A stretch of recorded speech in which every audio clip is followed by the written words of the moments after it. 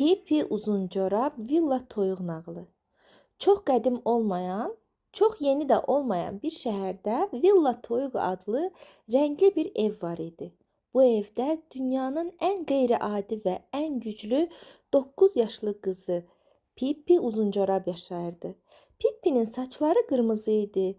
İki sərt hörüyü yanlara tərəf dümdüz uzanmışdı. Üzündə bir çox çil var idi və əynində həmişə fərqli rənglərdən tikilmiş yamalı bir paltar və onun məşhur uzun corabları vardı. Bir corab qəhvəyi, digəri isə qara idi. Pipinin valideynləri yox idi. Anası göylərə getmişdi. Atası isə cənub dənizlərinin əjdaha kapitanı idi.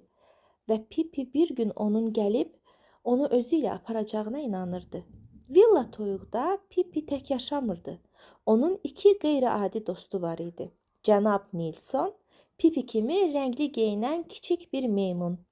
Balaca qoca Pipinin gücünün sayəsində evdə gəzdirə bildiyi nəhəng bir at.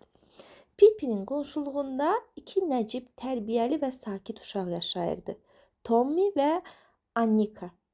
Onlar Pipi ilə tanış olana qədər həyatlarının çox darıxdırıcı olduğunu düşünürdülər. Bir gün Tommy və Annika Pipinin bağçasına yaxınlaşdılar. Pipi onlara baxıb gülümsədi və dedi: "Salam, mən Pipi Uzuncorabam.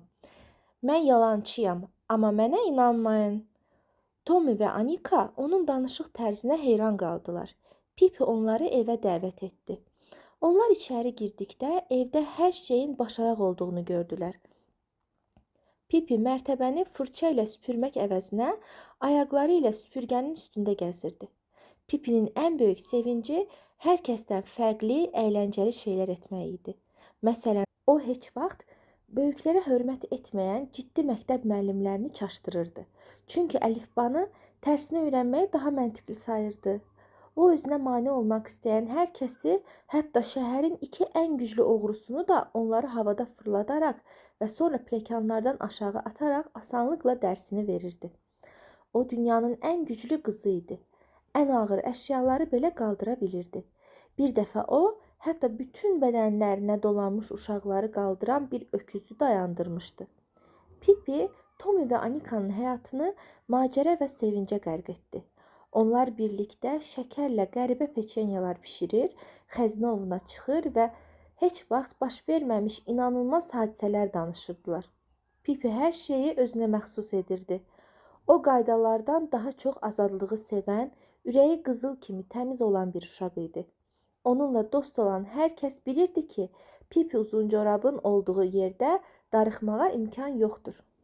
Bugünlük də bu qədər əziz dostlar. Sabah eyni saatda Naranın nağıllarında görüşərik. Hələlik.